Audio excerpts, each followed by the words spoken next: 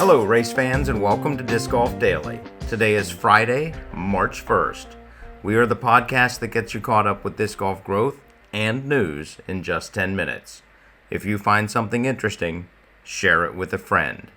Today we do a deep dive into whether or not disc golf is growing or contracting. Stay tuned after the news to find out. Our number one news story of the day, Bryan, Texas, has closed their disc golf course.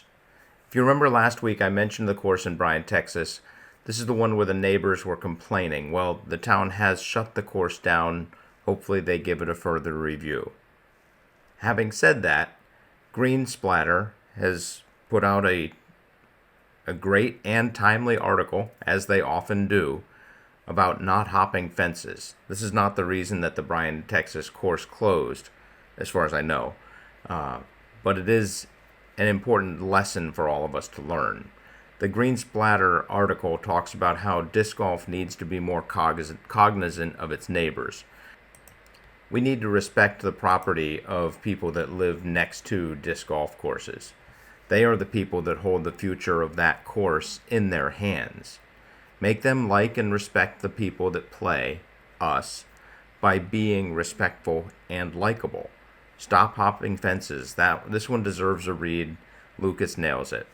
Thank you very much once again, Splatter.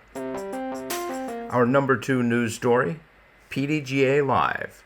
We all know, or we should know, that we can track scores on Pdga Live and in their handy app, iOS, Android. Maybe you didn't know, at least for the Pro Tour and major events for now, there is a throw tracker that you can turn on and off to see exactly where someone is. Also, there is a metric toggle.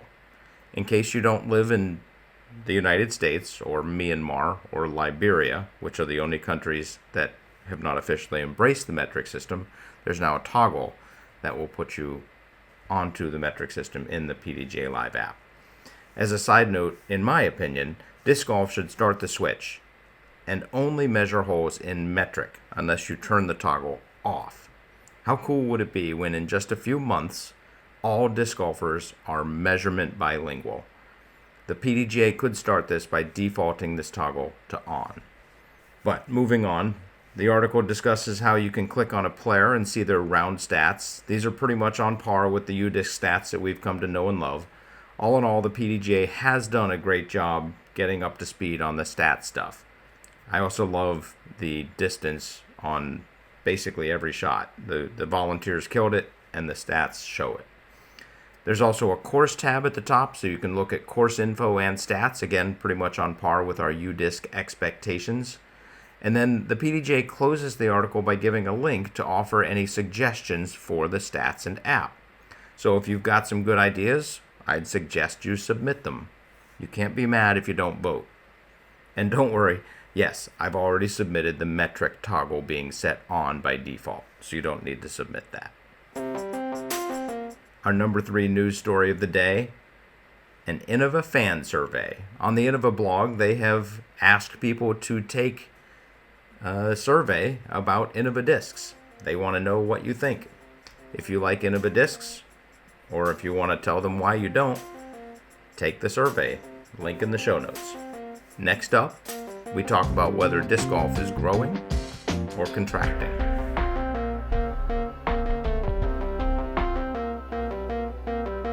All right, let's figure this out once and for all. I keep hearing people talk about whether or not the sport, or the idea that the sport is contracting, and other people say, no, the sport is growing. And so I created some models. I looked at the Pdga data for the last almost 15 years. The data that I collected was the number of active members, the highest Pdga number, which would tell us how many new members there were, how many people renewed, what our overall growth was, the retention rate, new member growth, and new/total membership.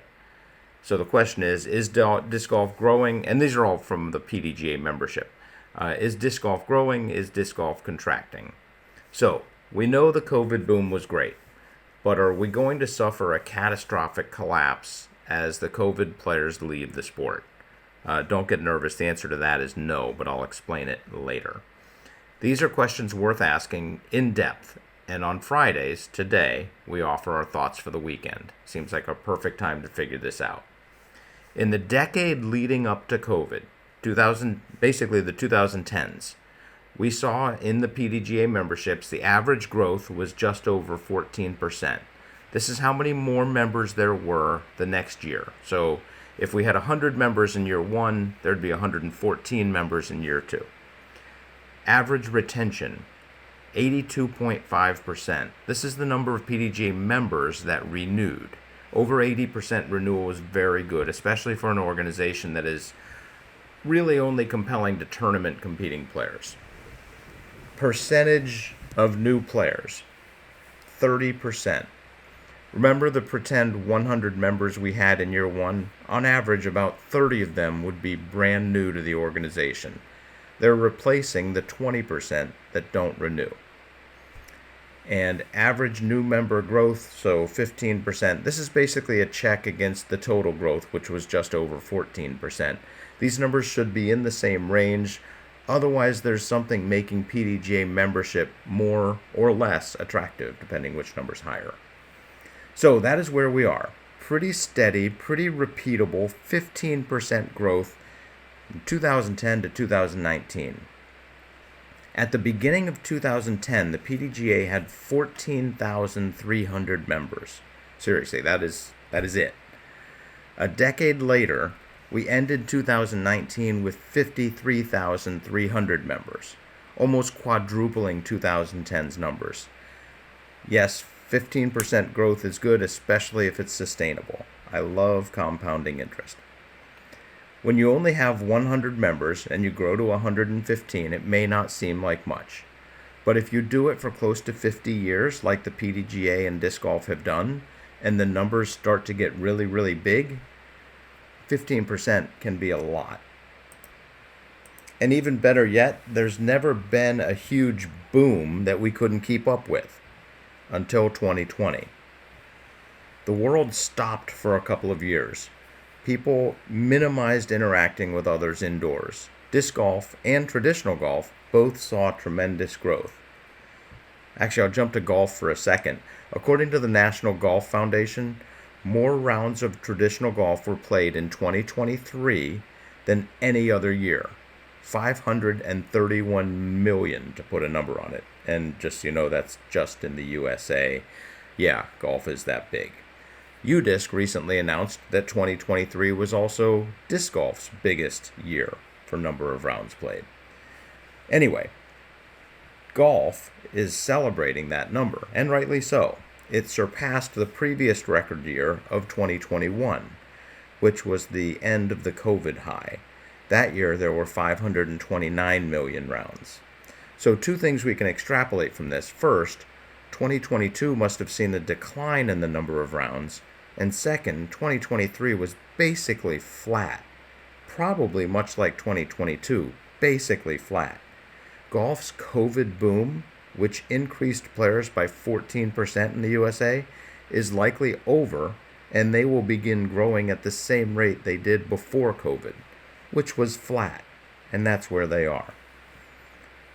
So 14%, which is what golf boomed to, that's par for the course for disc golf. When adding in the COVID boom to disc golf's already steady 14%, we saw an increase of over 40% in disc golf, as measured by Pdga membership. Yeah, for those 2 years, 40% growth. Here's the problem. When you have such fast growth, in the following years, your retention rate goes down. This is because the longer someone plays, especially in tournaments, which is what the Pdga membership is primarily measuring, the more likely they will stick around. Newer players drop off quicker, and we've got a lot of newer players. In 2023, the Pdga saw 29,700 new members. We're all friends here, let's just call it 30,000. In 2023, the Pdga also saw a decrease in retention. This makes sense, because a large percentage of members had been members for just a year or two. So, the non-renewing new members and the gained new members basically balanced out, and 2023 saw no growth, just like golf is seeing. In 2024, based on the mathematical models I created, it appears that the Pdga will see a small retraction in 2024 before growing again in 2025. This is primarily because retention rates will rise again in 2025. 2024 will be the tail end of retention rates being low. If there had been no COVID boom and disc golf had continued to grow 15% per year by 2024, we would have seen about 29,000 new Pdga members. This is almost exactly the number our modeling is showing that we actually will attain. This means we are back on track, as it were. So based on the model, we should experience just under 5% growth in 2025, with that number increasing to just over 10% in 2027, and us being back to our 14 to 15% growth from 2028 on. This would put the 2028 Pdga membership at 200,000, give or take a couple thousand. Without the COVID boom, so just to compare that 200,000 number, without the COVID boom, if we had just kept growing at 15% growth, the Pdga membership in 2028 would have been about 180,000. And just to have fun here, going back to 2010, do you remember what the membership was? 14,000. We're talking about being 15 times bigger. This is crazy how big this sport is getting. So while the Pdga is currently retracting, and I expect a 2 to 4% retraction in Pdga memberships from 2023 to 2024, the Pdga and disc golf will bounce back in 2025 and fully recover their growth rate by 2028. In short, yes, disc golf is shrinking, but it is not a permanent situation. We basically introduced about 1 million people to the sport 5 years ahead of schedule, and some of them didn't stick with it. Long term, disc golf continues to grow, and by 2028, once the boom and retention decrease are settled in, COVID will have boosted our overall numbers, putting us about 10% ahead of where we were headed. It's not the 50% year-over-year growth we saw in 2020 and 2021, but it is ahead of our reliable 15% growth, which we will have been averaging for half a century.